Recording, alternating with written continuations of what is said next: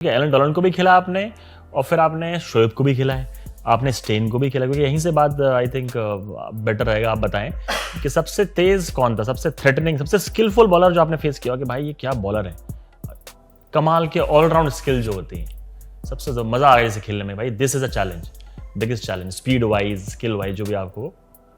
I think speed wise तो मुझे लगता है कि Shoaib has to be right up. हाँ, शोएब एंड ब्रेटली भी खेले आप, राइट?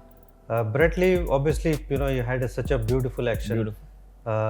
और जो हम 2007-8 की जो सीरीज खेले थे, I think he was bowling at his best क्योंकि he was clocking 150 easily, 150 152 her ball और कंसिस्टेंटली डालते थे वो। हाँ, तो he was bowling at his best. I think वो सीरीज में he took nearly 30 wickets if I remember.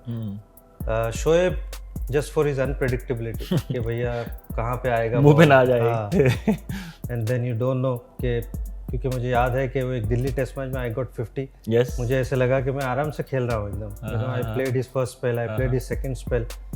मुझे ऐसे लगा कि I got used to his pace, I got used to his action, and then suddenly एक ball ऐसे आया और मेरे पैड पे आके लगा before I could even move. Effort ball थी, तेज थी।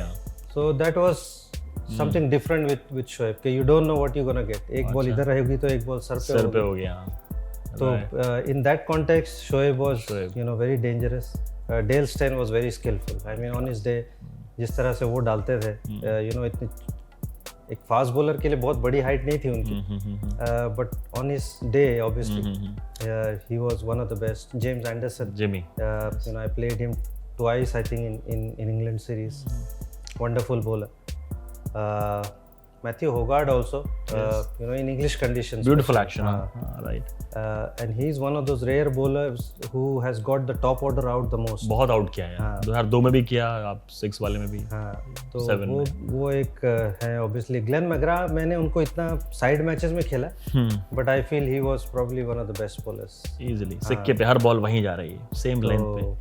Those are the actually the cream of और ये जो आपने नाम लिए ये सारे, अब आज के टाइम से अगर आप कंपेयर करो, और ये बहुत ही डिबेटेबल है, बहुत ही इनफैक्ट हैंड्स डाउन, आप कहीं भी चले जाइए, हम लोग बॉम्बे में भी आज शूटिंग, बॉम्बे चले जाइए, दिल्ली चले जाइए, सब लोग बोलते थे उस ज़माने की जो बॉलिंग थी या फिर बैटिंग भी उसमें इंक्लूड कर लो, वो लोग हाईली स्किल्ड लोग थे। अब जैसे आपने शोएब का जिक्र किया कि 150 या ब्रेटली का किया, वो हर बॉल उनकी ऑलमोस्ट 10 ओवर के स्पेल में मेजॉरिटी 150 प्लस 145 प्लस आती थी। आज के ज़माने में 140 कोई फेंक दे भैया बोलते तेज़ हैं।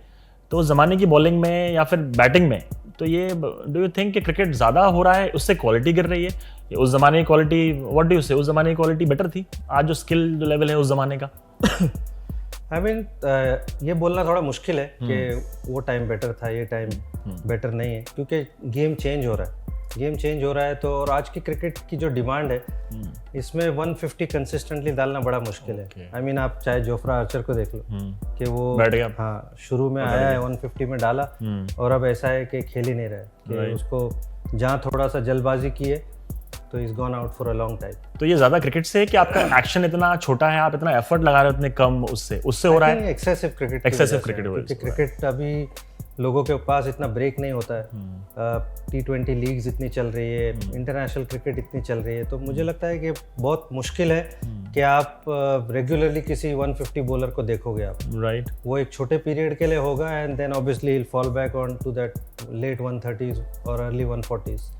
वो एक एक्स्ट्रा स्पीड जो होती है 150 की, या जो उस तरह के बॉलर्स थे, I don't think you gonna get that, क्योंकि जिस तरह की क्रिकेट चल रही है।